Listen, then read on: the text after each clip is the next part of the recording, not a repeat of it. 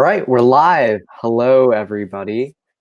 This is AP English Language New Rubrics. I'm Brandon Wu. It's about 2 minutes early before stream started, so for now, we're not going to start quite yet. It'll be about 3 to 5 minutes before we'll start beginning, just to let people come in. For now, if you could just leave what state you're from and what your name is in the chat, that'd be pretty cool. And I have a poll that is under the polls tab. You could definitely go fill that out, and then we'll start the stream shortly. Ooh, Texas. I'm from Texas too. Great state. And we'll switch on over to this.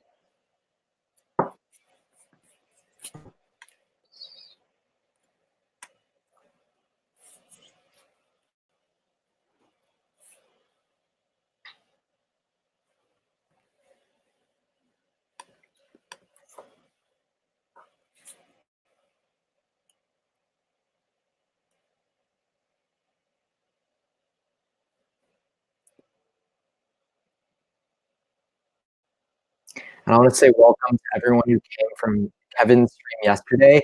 He did a really good job explaining AP, how to read like an AP student. We talked a lot about some great strategies for AP English language. So you should continue to come watch all of the different AP Lang streamers, Catherine, Stephanie, Kevin, myself. We're all going to be talking about a bunch of different AP Lang subjects. So you're going to get a variety of perspectives, and there's going to be a lot of discussion about a bunch of different topics as we start the school year and as we go through the school year. And once again, I'll be starting in the next 2 or 3 minutes or so, just to let some people come in. And also, while you wait, please feel free to comment what state you're from, your name, and also vote in the poll that is over here, asking whether or not you're an AP Lang student or teacher, because this stream is really adaptable for both. If you're a teacher, and I'm assuming you've already gone to multiple AP trainings, this will just give you more information about what the rubrics are. And also for all of you AP English language students out there, this will be immensely beneficial if you are about to go into AP Lang, or if you're currently in AP English language. I'm going to be talking about the specific rubrics for all 3 of the free response essays. That's basically what today's stream is going to be about.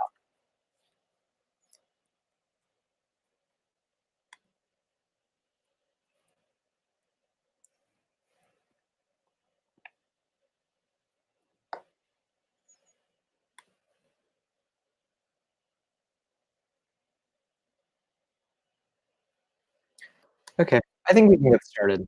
So, first, you should definitely go follow Fiveable on all of their social media. On Twitter, Instagram, and YouTube, you will get notifications. You'll get like posts, and even on Instagram stories, you get information about the different AP subjects, streams that are happening throughout the year, in addition to some really, really funny memes that are on Instagram. So you should definitely go follow all of Fiveable social media. In addition, Fiveable is adding support to over 19, or I think 19 AP subjects specifically this year. So they will really help you out on all of your AP subject needs. So you should definitely like tune into the other subject streamers in addition to the AP Lang streamers that I talked about just now.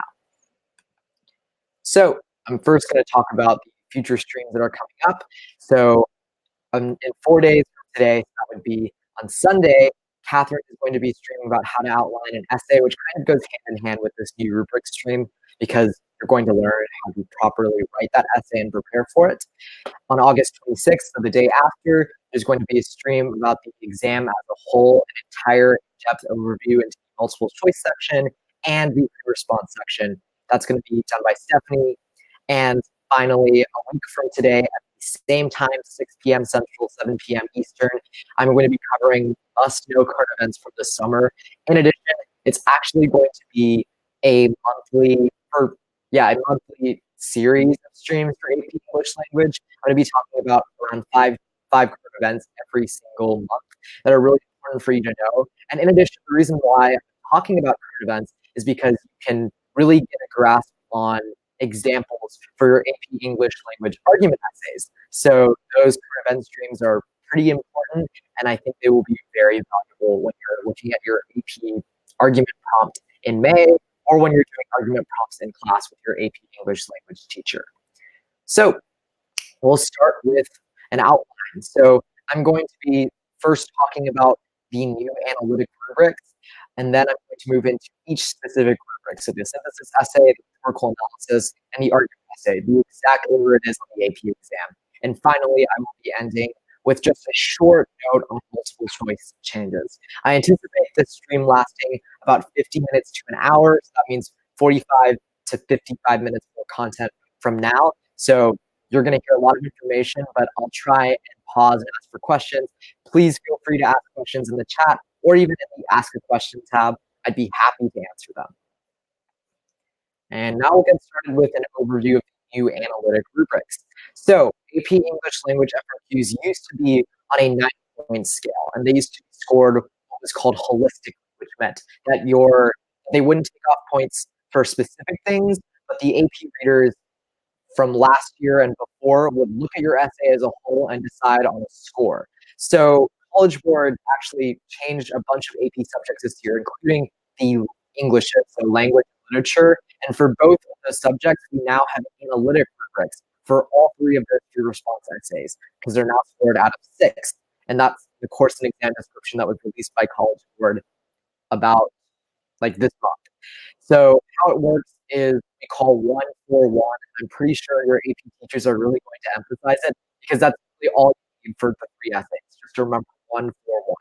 1 point for the thesis, up to 4 points for evidence and commentary, and 1 point for what is called sophistication. I'm going to dive into what each category means when we get into every specific essay, but the rubrics are generally really consistent, especially for thesis and sophistication. But they're really slightly different for every single essay.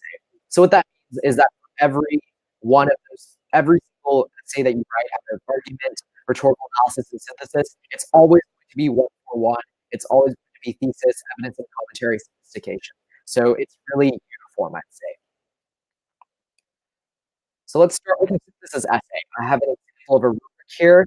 It's that television has been influential in U.S. presidential elections, and a synthesis essay is really given 6 or 7 sources, synthesize those 3 sources for support, and take a position that defends, challenges, or qualifies. So once again, it's 1-4-1. You get 1 point for the thesis that responds to the prompt, up to 4 points for evidence and commentary, which includes evidence from 3 or more sources that are relevant to the thesis, well-developed commentary that explicitly and consistently explains the relationship between the evidence and thesis, and 1 point for sophistication.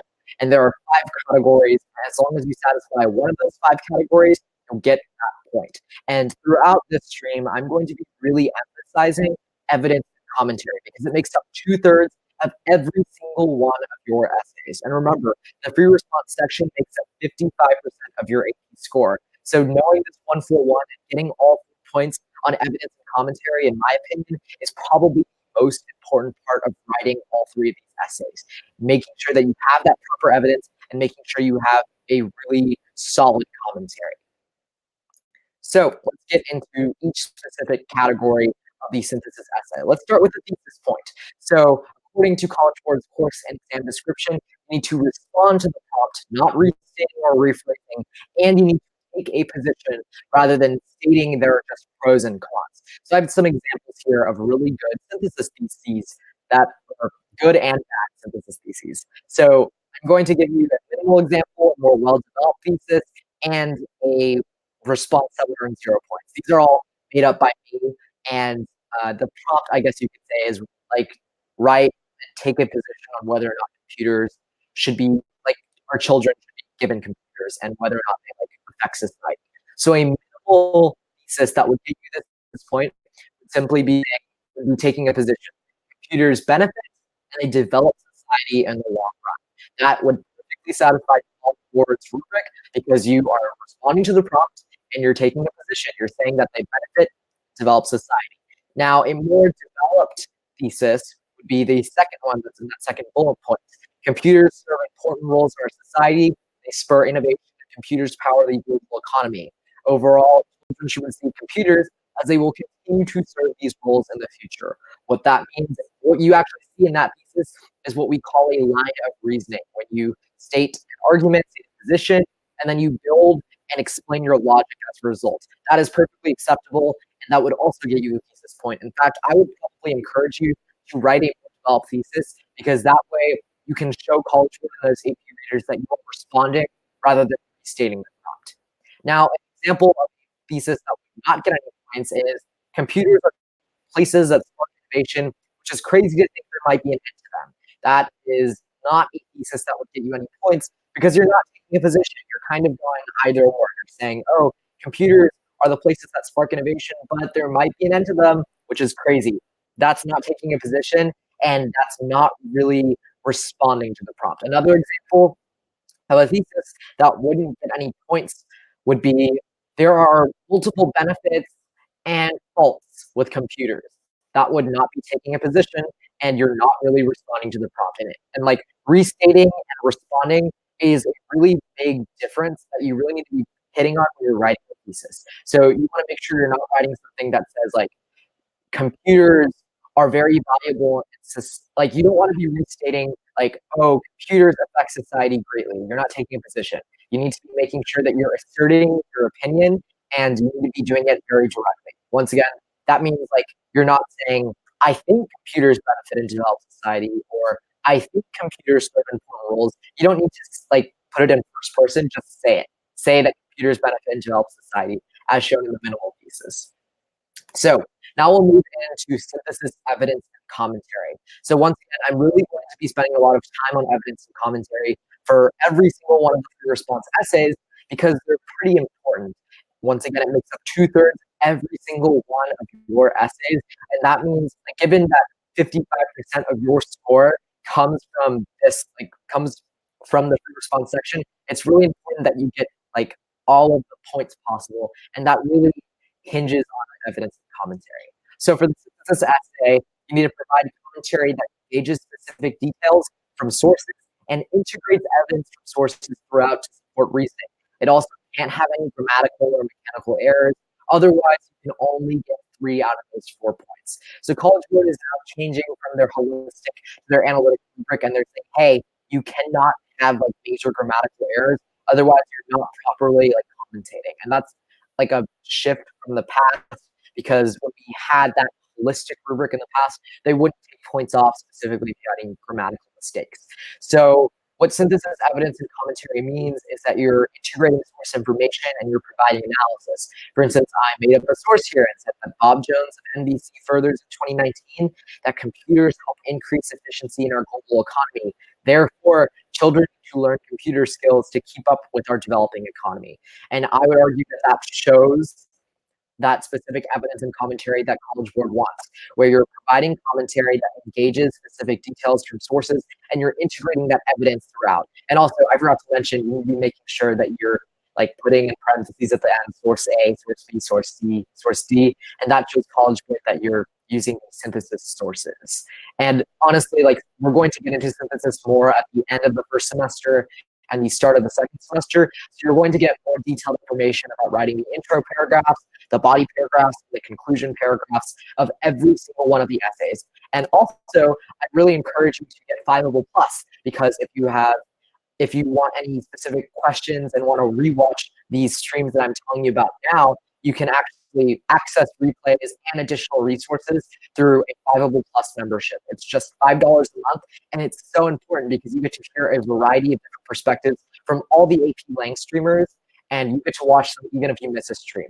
So a 0-point synthesis, evidence, and commentary would be something like, I think that computers are important because I use them every day. We're not citing one of the synthesis sources. That would not count as evidence and commentary. And I think in addition, it's really important that you focus on both aspects of evidence and commentary.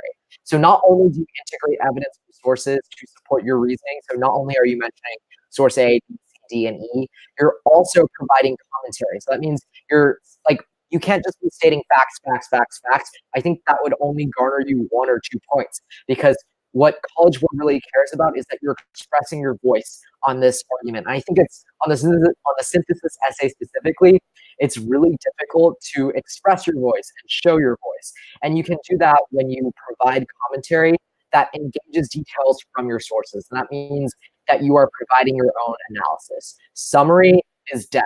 And I'm going to repeat that over and over throughout all of my streams, whether I'm talking about the rhetorical analysis, the argument essay, or the synthesis essay. You never want to simply be summarizing. What you want instead is to be analyzing, commentating, giving your opinion, and you can especially do that on the synthesis essay because these sources and the stimulus that they give you, that's those sources that they give you at the start of the AP packet, those will directly help you. They'll guide you and provide you analysis to support your thesis.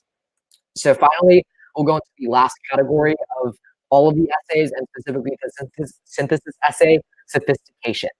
And sophistication is new to AP, and we've actually seen them on the history AP. So on world history, US history, and even European history, they've had what's called like historical thinking, I believe, and that usually you get by like providing another category of analysis or having like, and like we've always seen the contextualization point in those history APs.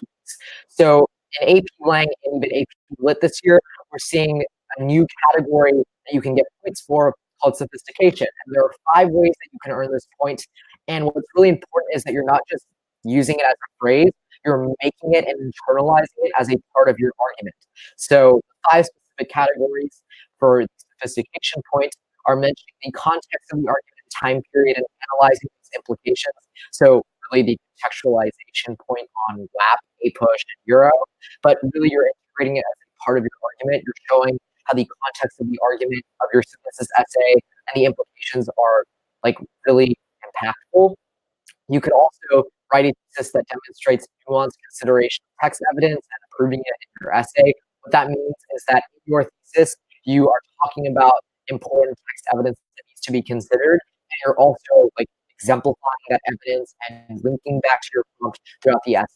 I think the easiest way to get the sophistication point is this third category. It's conceding, rebutting, and or refuting other arguments that are related to your thesis. I think a lot of your AP English language teachers have already like told you for synthesis and for argument that you should be providing a concession and giving a rebuttal or even like showing a counter argument. So like conceding something, like saying, oh, this counter argument has some validity, but I would argue, or like, but like responding to that, that could give you sophistication points.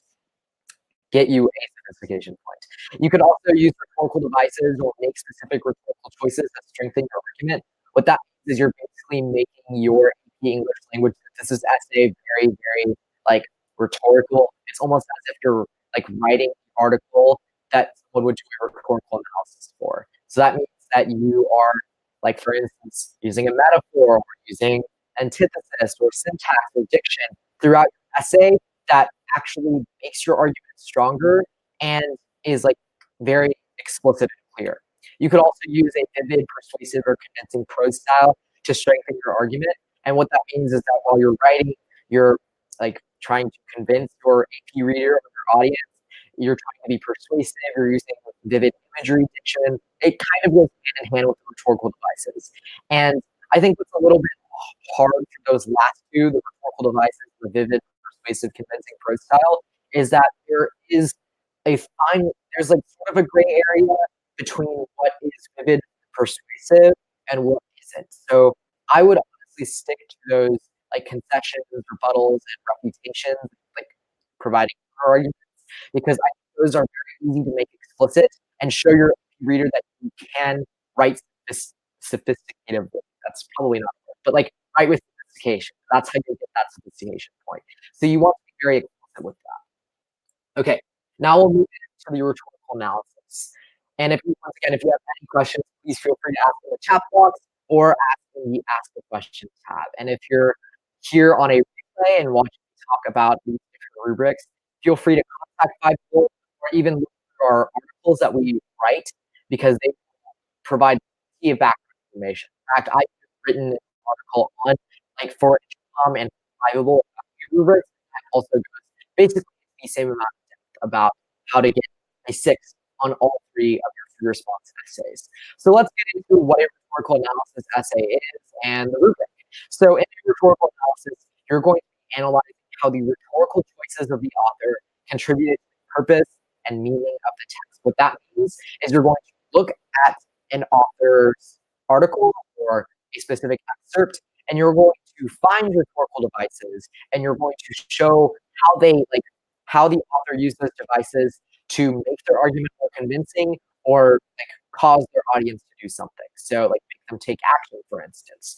Once again, it's 1-for-1 for the rhetorical analysis. What that means is you'll get 1 point for the thesis that articulates the rhetorical choices the writer made, up to 4 points for evidence and commentary. That means you're providing references to text.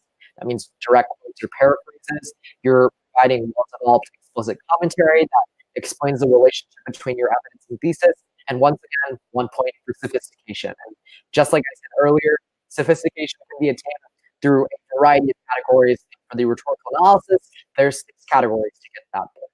So let's go section by section of the rhetorical analysis rubric and kind of break it down. So let's start with the thesis. So what College Group says, and what I've sort of paraphrased, is that you have to respond to the prompt with what is called a defensible thesis that analyzes the writer's rhetorical choices. And remember, a rhetorical analysis is the second word. It's an analysis. It's not a summary. It's not an argument essay. You're not agreeing or disagreeing with what the author said. You're analyzing how the choices they made in that rhetorical analysis makes their argument more convincing. So I'm actually going to show one example of your rhetorical analysis thesis that will basically get you this point. It says, in her essay discussing racial divide, Bob uses many strategies to appeal to the audience's ethos, logos, and pathos. That is perfectly acceptable thesis. And once again, you could go more in depth.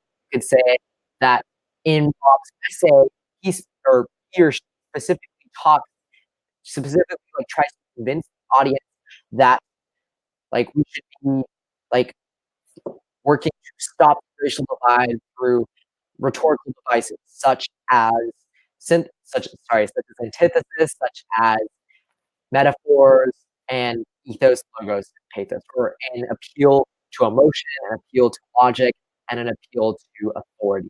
That's a more developed thesis, and you could also use that. I'm actually going to really show 2 examples of 0-point theses, because I think it's sometimes students, when they write rhetorical analysis, they struggle with how you can specifically write that thesis. So one example is, in his speech to the board, Bob uses several rhetorical devices to convey his point. It's not defensible, and it's not analysis. You're not providing examples of their thesis. You're not talking about their argument. And that's why this is a 0-point thesis, because you're not going extra mile and talking about what kind of rhetorical devices they use and how they analyze, how they specifically, how they prove the rhetorical devices actually led to them convincing the audience. Another 0-point thesis would be, Bob makes a sophisticated speech to encourage his audience when he says when he talks in the speech of the income gap between the rich and poor.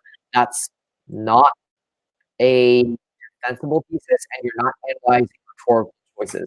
That's what College Group really wants you to do. They want you to exemplify specific examples of rhetorical choices that the author uses.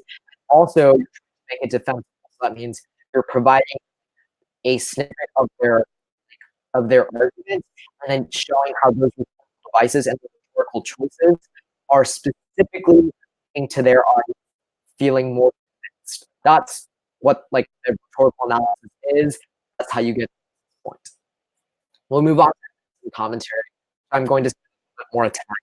So you need, again, there's points maximum on the rhetorical analysis, and that makes it very, very important, because it means you're providing it's 2/3 of your rhetorical analysis score.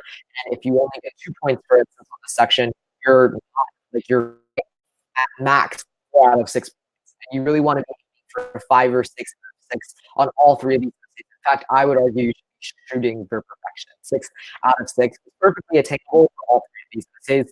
And with Fiveable this year, I'm going to really see how we can make that happen. So let's start off with evidence.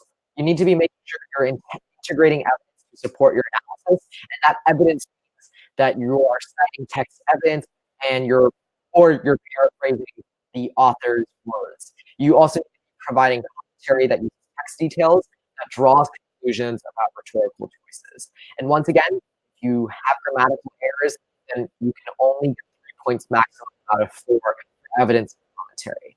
So on the rhetorical analysis, I would really encourage you to integrate your text quotes rather than simply doing a hanging. So, for instance, on this first bullet point for evidence and commentary, you could say, adversity, Obama passionately appeals to the audience's emotion and asserts that they prove the power of this use of pathos. Obama's more persuasive because in that second sentence, like this is like a perfect example of evidence and commentary. First sentence, you're citing specific evidence in the author's article. You're saying, oh, it appeals to audiences what? He exemplifies metaphor or antithesis, and then you get a text quote that you try to embed in your sentence. We're actually have in I think November or December, not sure yet, but the school year, we're actually going to have a dedicated stream embedding quotes because honestly, it makes your print style more convincing, and it's going to look better to those AP readers, and it's going to show that you know how to use evidence effectively. And 0 evidence and commentary would be saying something like, "I think that Obama's presidency was good or bad, and this shows that this is true." This is an example of what not to do on your rhetorical analysis, because what you're doing is you're not analyzing rhetorical choices in that specific article. Instead, what you're doing is you're commenting on the validity of their argument. That's not what you're doing in rhetorical analysis, and I think it's a big mistake that a lot of AP Lang students like come in and they do on their rhetorical analysis. Because honestly, in 9th and 10th grade or English 1 and English 2, like you're not doing a lot of like you're not analyzing nonfiction pieces, and you're not like talking about rhetorical choices. So you come into playing as an AP Lang student, that's a shift that you're going to make when you're writing this second essay of the AP exam. So make sure, like for evidence commentary, rhetorical analysis, making sure that first are citing evidence in the author's article or excerpt, and then going the next mile and analyzing and proving how that piece of text makes their argument more convincing is really important. And what I learned from my AP Lang teacher, and what I try and tell like anyone who's like an AP Lang student, is that what you need to be doing in a rhetorical analysis is 2 things.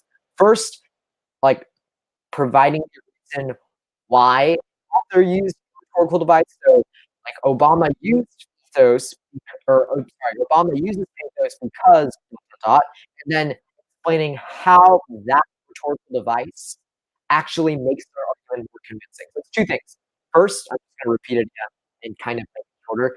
First is explaining why the author used the rhetorical device. And second, explaining how that rhetorical device makes their argument more convincing. And that is like the core of rhetorical analysis that I think will help you earn those 4 evidence and commentary points for the rhetorical analysis. And we'll now finally move into the last category with sophistication. So there are 6 ways that you can earn this point. And once again, you can't just use it as an offhanded phrase. You have to make sure that you're incorporating it and internalizing it in your rhetorical analysis, like throughout the essay. And you're not just like, once again, like just like briefly talking about it for maybe a second or a few words. So I'll go through each category specifically and outlining how you can get the point. So the first way is that your right demonstrates nuanced consideration of text evidence and proving it. So again, you can cite specific examples that the author uses in the thesis. You're making sure that you're incorporating that evidence throughout your rhetorical analysis and explaining how that specific text evidence makes their argument more convincing. A core part of a rhetorical. Secondly, you can earn explaining significance or relevance of a text purpose in a larger context, very similar to conceptualization in history, the AP history, DQ, LEQ, which means that you're providing context and these like you're showing text significance or relevance to that text. So you can say, for instance, here's AP FRQ was about Mahatma Gandhi. So you can talk about how Gandhi's argument that citizens should be like stepping up and like doing democracy. Like, you can of that purpose in a larger context and link how, like, you could link the text evidence to prove that larger purpose and that larger significance. The third way you could earn the sophistication point is, once again, conceding, rebutting, and or refuting other arguments. So what this means is that you could go through and you could say, oh, some may argue that this author's use of metaphor is ineffective and it actually weakens the essay. And you go and respond to that. That would help you earn sophistication. And I think it also goes hand in hand with the fourth way you can earn the sophistication point, which is recognizing and accounting for contradictions and or complexities within the text. That means you're showing how, like, the author's use of antithesis is not so beneficial, or how the author contradicts themselves and it weakens the author's purpose. I think a rhetorical analysis is not only pointing out the good things in an essay, but also showing how the author could have made their essay stronger. And that's the core of the fourth point for sophistication. The fifth way you can learn sophistication is using rhetorical devices or making choices that strengthen your own argument. And this is very, very, like, I don't know how to explain it. It's sort of like, I guess, meta, if that's the best way to say it. What that means is, like, you are writing your rhetorical analysis about the rhetorical choices that an author uses, and in your rhetorical analysis, you are incorporating rhetorical choices.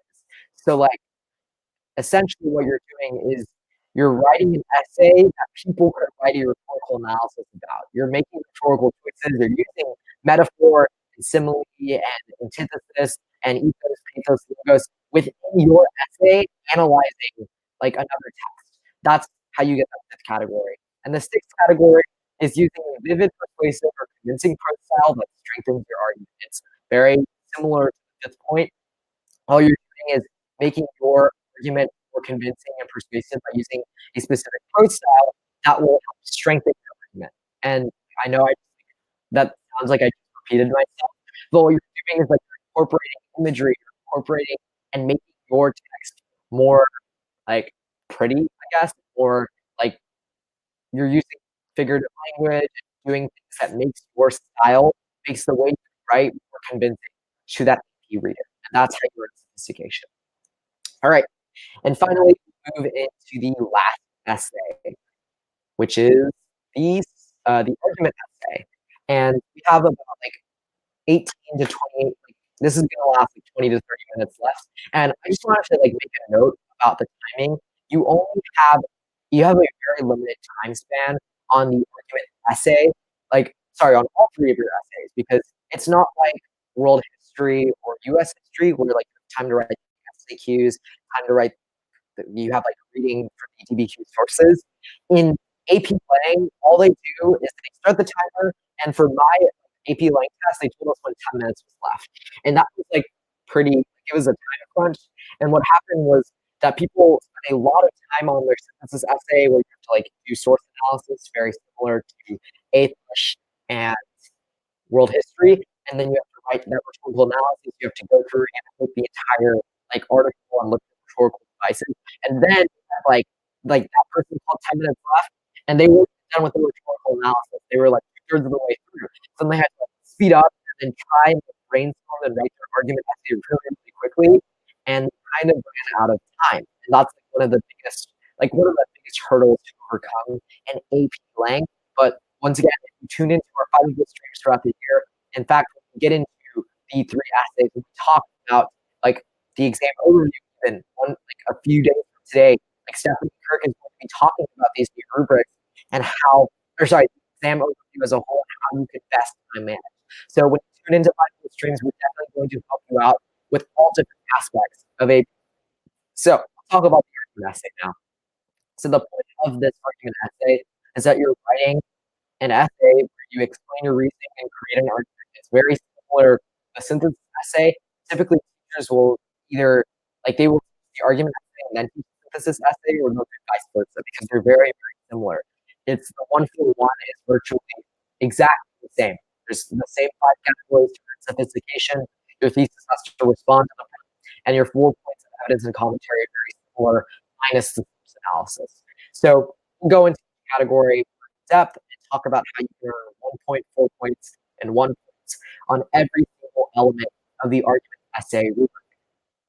So first is the thesis.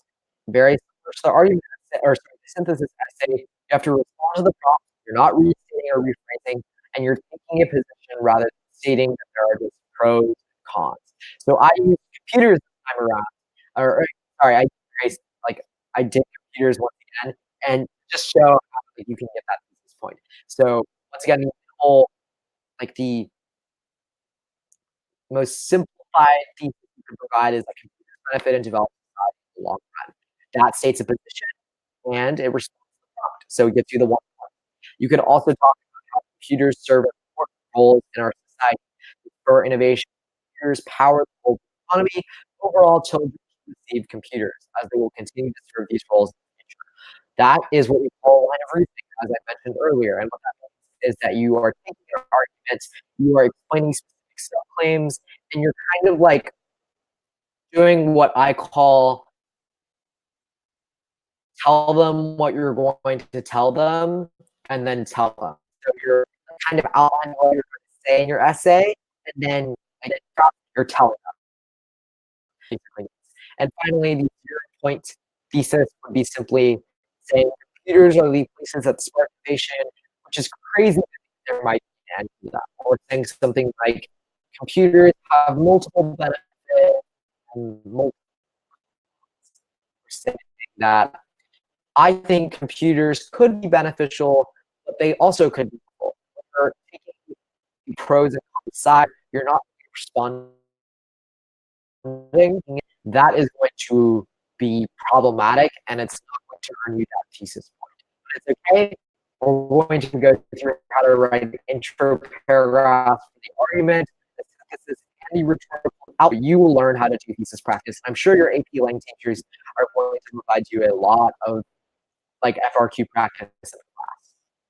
Let's move on to the 4 points for evidence commentary. And this is really important. And I'm going to repeat myself a lot, but just remember, commentary is the essay, the argument essay, and college work, about how you can analyze. So for the argument essay, you have to provide commentary that engages specific evidence, and you need to integrate that evidence throughout to support reasoning. And same thing in the other 2 essays, you cannot have grammatical or otherwise, you can only maximum, and you won't have points for the argument essay. And actually, I'm citing the current event here to use it on the stream that is 1 week from today. It's going to be real because you can cite them in your argument essay like I did here. So the Hong Kong protests in July exemplify the power of networking and computers as people could collaborate online to organize and express their voice. That is an example of integrated evidence, the Hong Kong protests in July. That's a current event, and it's something you could really use for your argument essay. We're going to talk about the different types of evidence you could use for the argument essay come January in our Fiveable streams, and you can also access a huge library of replays. So we've streamed for AP Lang last year too. So in case you need help with something that we haven't quite touched on yet, if you're getting Fiveable Plus membership, which is just $5 a month, you can actually learn how to incorporate evidence, what types of evidence to use. So once again, current events are really important, and they will provide a lot of valuable depth and analysis for your evidence and commentary. Now, a 0-point evidence and commentary would be saying something like, I think that computers are effective since I use them in class. Using an opinion is not going to earn you any evidence because it's not something that you can show that it's true. You can use some personal anecdotes in certain cases, but making an opinion isn't direct evidence and commentary points. I would argue that using things like history and incorporating things from your AP Gov class is a really good way to get that evidence and commentary point rather than using anecdotes from your classroom. So making sure that you're providing that commentary, engaging that evidence to draw conclusions that are linked to your thesis that's going to be the most important part of evidence and commentary. So it's like a two-step process.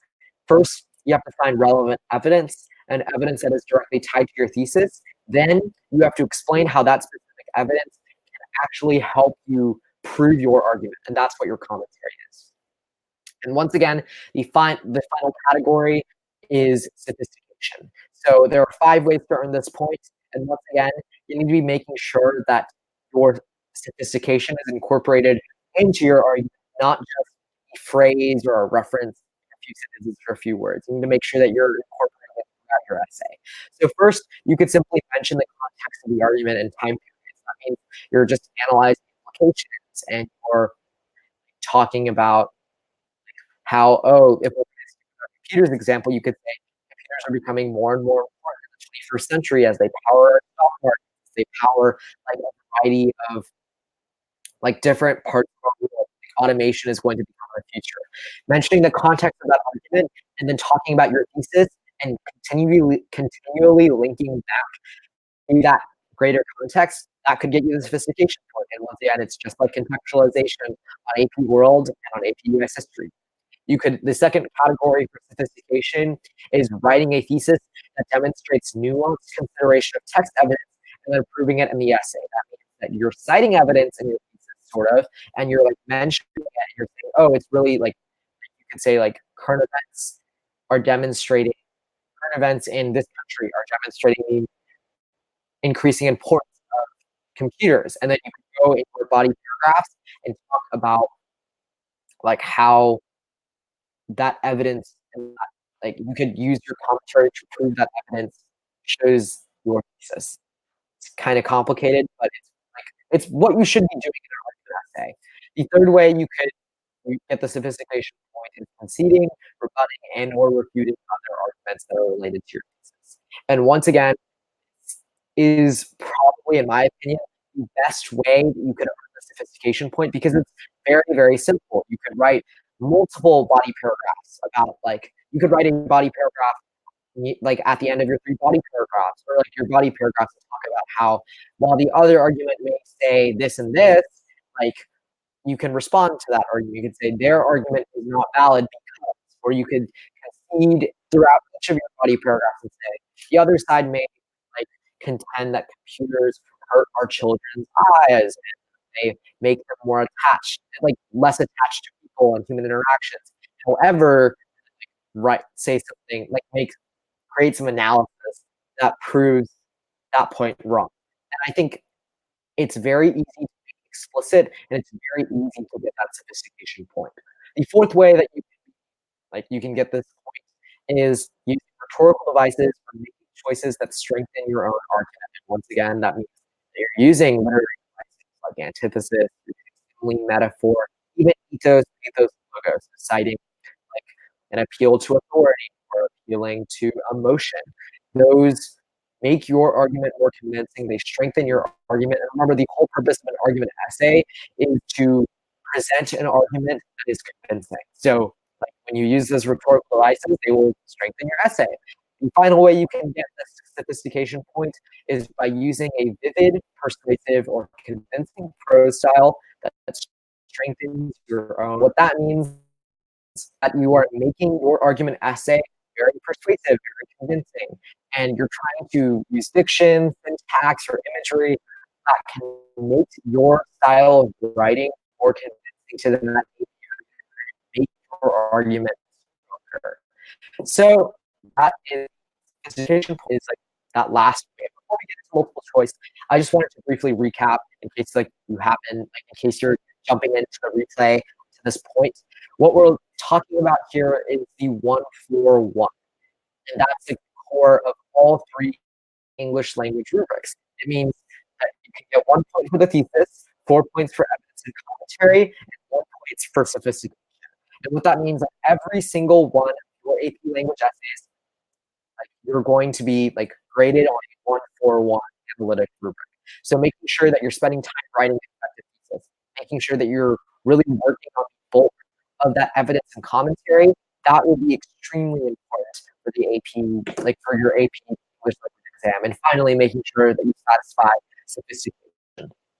And I've gone through a lot, like over 17 slides of content. So if you happen to jump in late, or if you're watching this, like if you're watching this on a replay, feel free to like skip ahead if you already know some information, or if you need specific help with one rubric, or need information on a specific essay. So finally, we'll move into multiple choice changes. So what this basically means is we have our like multiple choice section. I know that like this stream is technically just about rubrics, but I think it's pretty important to briefly touch on multiple choice because it makes up 45% of your score. I'm not going to go that into depth about the multiple choice today. Stephanie Kirk is going to go more like she's going to provide like detailed analysis of every single category, just like rhetorical analysis questions, the composition questions, and her stream will be really, really good. So you should definitely tune in. And if you're actually on app.fiveable.me, if you're like logged into a Fiveable account, you can turn on notifications for AP English language, and like you can even download the Crowdcast app on your phone, and you'll get notifications when we're live and when AP Lang streams are happening. So to talk about multiple choice briefly, basically there are 45 questions in total, and it's really nice because there used to be 55 questions, 50 to 55 questions on the AP Lang exam. So now there are less questions that you have to do, 45, and you have an hour to do them. It's separated into two categories. The first is 23 to 25 rhetorical analysis questions. That means that like you are doing what you're going to do in the rhetorical analysis essay. Lines 11 through 20 can be used to support what claims about the writer's childhood. The writer introduces a hypothetical scenario, primarily to A, B, C, and D, right? So you're going to be analyzing the prompt. You're going to like, basically show how rhetorical devices or how specific excerpts of the prompt can make their argument more convincing or show something about rhetorical devices. And questions that used to be on the AP test, such as vocabulary and context, like what does this word mean in line 27? Or identify the rhetorical device in line 17. Those kinds of questions are no longer in the AP test. So College Board has made the AP multiple choice a little bit easier, especially because they've added more composition questions. It's just revising and editing. It's going to be about 20 to 22 questions on your AP exam. So for instance, the writer wants to add a phrase at the beginning of sentence 2 to set up a comparison with the idea in sentence 1. Which of the following choices best accomplishes the goal? That is probably a question you'll see in the SAT writing section, and now they will appear on the AP Lang test. You could also use something like all of the following pieces of evidence help achieve this purpose, except, and then like look through that specific like cited area of that literary like excerpt and then find the piece of evidence that doesn't achieve the purpose. Or which of the following sentences would both capture the audience's interest and provide the most effective introduction. So that would be like you would be looking at like which of these is the best sentence. So unlike the writing section of the SAT, you're not going to be seeing stuff like, oh, which is the right grammatical usage of lay versus lie, or like the right punctuation. Rather, you're going to be seeing more composition questions. So more questions are asking you to make an author's argument stronger. So that means you're going to be doing like what you're going to be doing in your AP classes and learning about how to strengthen your writing, learning about grammar rules, learning about like developing really precise sentences. Those things that you learn in your AP Lang class will help you immensely on the AP exam on the multiple choice section because you're going to be doing it for half of that multiple choice section composition. And finally, there are going to be 5 sets of shorter passages. In the past, there were 4 sets of passages and 50 to 55 questions on each. They've now cut it down, so there's 9 questions per passage, I believe, and you're going to be really emphasizing. You're going to be like reading shorter prompts and shorter excerpts, and that's really what there is to multiple choice. And once again, Stephanie Kirk will be streaming about this in just a few days. You should definitely go tune into her streams and go much more in depth and she can provide some really, really good analysis about how you can score well on the multiple choice section. And finally, I'll go to my work cited. All this basically is like what I talk about and the resources I use throughout today's live. So you can look at College Board's course exam description and their updates for 2019 through 2020. Both of these links are accessible on the internet. You can look up like AP Lang changes for 2019, 2020, or AP Lang course exam description. In fact, I really encourage you to use these resources because, for instance, the course and exam description has information about like they have like questions and visual rubrics the College Board uses to grade all of your essays. So like your AP readers in June are going to be looking at your sample essays with the same rubrics that are published on the internet. That's of course the exam description. You could also look at the updates for 2019 and 2020, all you teachers out there. You could see like ways you can change your lesson plans on like the difference between the holistic rubrics and the analytic rubrics, the difference with the multiple choice section from last year to this year.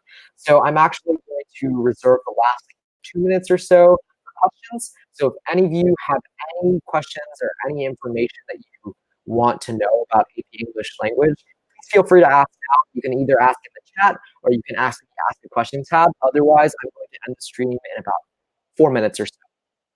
And thank you so much for tuning in once again. I really appreciate it. And for all of those of you watching Rubrics, feel free to tune in for our next AP, sorry, for the people that are talking too much about Rubrics. For the people who have been watching this stream on a replay, if you want more information and have a specific question, feel free to tune into one of our next AP Link streams in our live stream, or sorry, our live reviews, and you can ask questions to our live streamers. I'm happy to answer them. Otherwise, you can even like look up in our article directory or even in replays, you can search specific search terms for questions you have about a specific section. So I'm just going to hold for the next like, half minutes or so. And if you have any questions, please feel free to ask.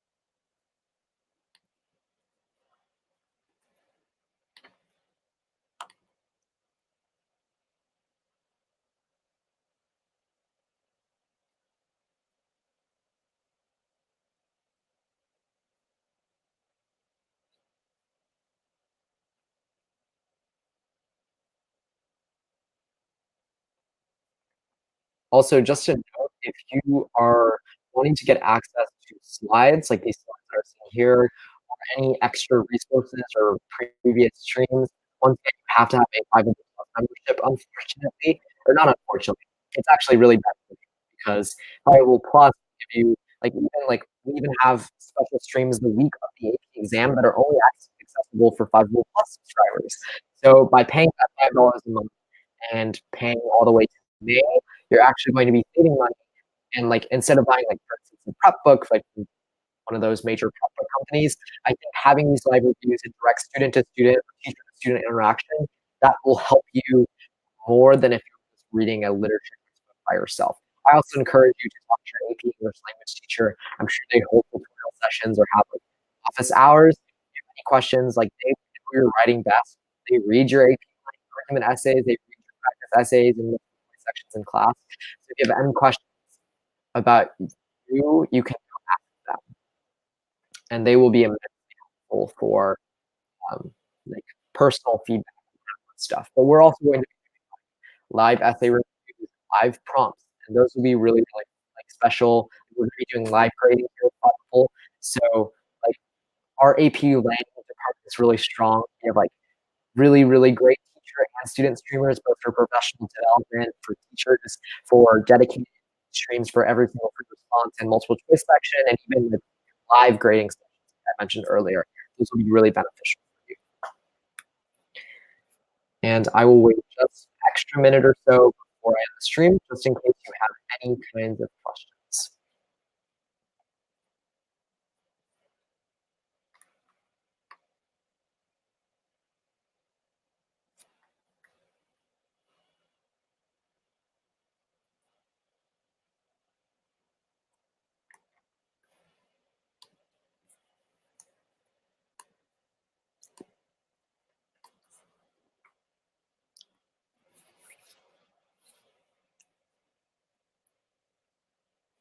Okay, if you don't have any questions for me, thank you so much for tuning in. I really appreciate all of you in for parts of the stream or for the entire stream. I know 15 minutes, 55 minutes is a lot to digest for like the rubrics for all the essays, given that your AP teacher is probably going to teach like essay by essay by essay, and they're going to use them as their core units.